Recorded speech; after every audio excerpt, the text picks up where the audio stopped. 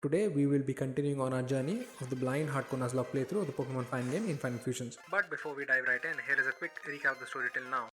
After beating Brock, I rush through Mount Moon, grab a few encounters along the way, complete some story stuff with Team Rocket, defeat my rival and the Nugget Bridge squad, help Bill with his fetish, defeat Misty, obtain a few more encounters, board the SS and defeat my rival once more, obtain the HM for cut from the captain and defeat Lieutenant Surge for the third gym badge. And now that we're all caught up, let's begin today's episode.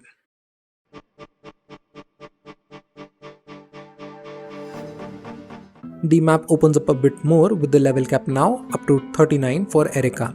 With cut at hand, I make my way to Pewter City to enter into the backside of Pewter Museum to obtain the old amber through another questline by taking on some beetles in the process. I make my way to Lavender Town through Rock Tunnel, capturing a Zubat on Route 9, Cubone on Route 10, Voltorb in the power plant, a Machop at the Rock Tunnel, not knowing that you could get a Honedge and Honedge from an old man as a tribute to the Legend of Zelda series.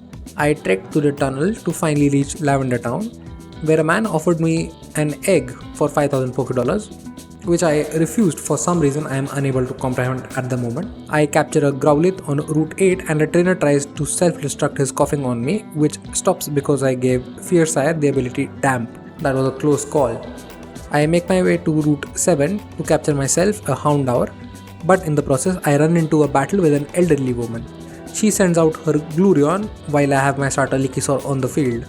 Thinking this might be a Vaporeon Gloom fusion, I stupidly lock myself into Petal Dance, which is quad resisted by it. It traps me in with a Fire Spin and locked in with Petal Dance. I watch in horror as my starter confuses itself and is unable to make it out of the matchup alive. My first death of the run, my starter, whom I now must put in the death box and bid adieu, determined not to make the same mistake again. I help a lady walk her EV around Celadon City who is so happy with my service that she lets me keep it. But with the death of my starter, I have to make a new addition to my team. I decide it is time to bring back Garapuff to the team and make my way to Lavender Town to challenge Mr. MS, who teases me that my Pokemon don't look dead. Way to rub salt on my wounds. I take on his team with no difficulties and carry onwards to see more story stuff regarding Mr. Fuji and Team Rocket, only to be stopped because I don't have the Silph Scope. Running back to Celadon, I meet with Erika and inform her about the predicament. She helps me infiltrate Team Rocket's hideout, which for some reason is now in the underground sewers of Celadon. In the sewers, I capture for myself a Grimer and move on to beat the crap out of Team Rocket with the help of Erika.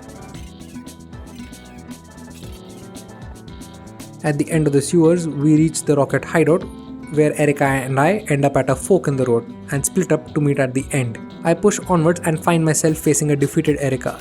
Giovanni laughs at me, telling he wouldn't be defeated and issues his challenge, sending out his Arnix against my Pidip, forcing me to switch out to Fiercesire to take care of it. In the process, Fiercesire and Pidip both lose a lot of HP, but Fiercesire manages to take out Arnix. Giovanni then sends out Ariras, to counter which I pivot to Garapuff. Garapuff takes down Ariras with ease, not losing much HP in the process.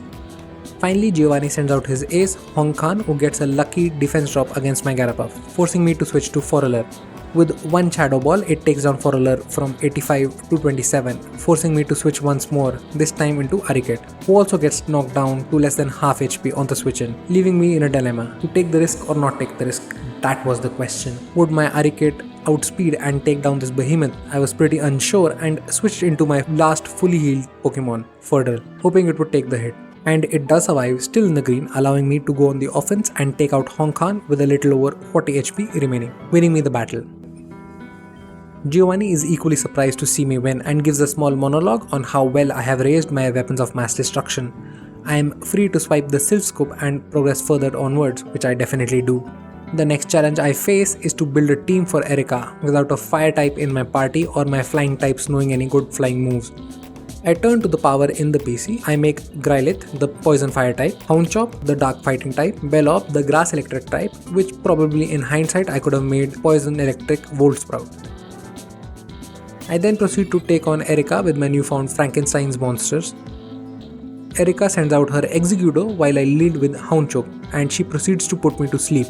Not realizing Execudo is part flying, I stay in trying to get my monster to wake up, thinking what possibly my opponent could do to me. A single pluck sends me onto the back foot, and taking a look at my party, I realize my mistake quickly and the flaw in the composition is apparent. I did not account for any flying weaknesses or resistances to it, and I'm left with no other option than sending out Mulith to tank the hit. Erika dumbfoundedly goes for a seed bomb, which I quad resist, making the switch in a great turn for me. I make sure to take out Execudo while maintaining the HP bar in green and get ready to take on her next monster, Tanep, which outspeeds me and puts me to sleep once again. Again, not realizing the coverage on this monster, I stay in and try to get in some chip damage or get my Mulith to wake up. When to my horror, Tanep goes for an ancient power, which crits and brings me down into the red, but since Mulith is slower and manages to wake up immediately, it doesn't go down without a fight and brings Tanep down to the yellow HP. Understanding that I can't stay in, I'm forced to switch into Pidip, and I see Erika making another astounding switch into her ace while well. With my flying fighting type, I know it cannot touch me and immediately go for the wing attack, and I'm able to get it down with 2 shots without taking any damage to Pidip.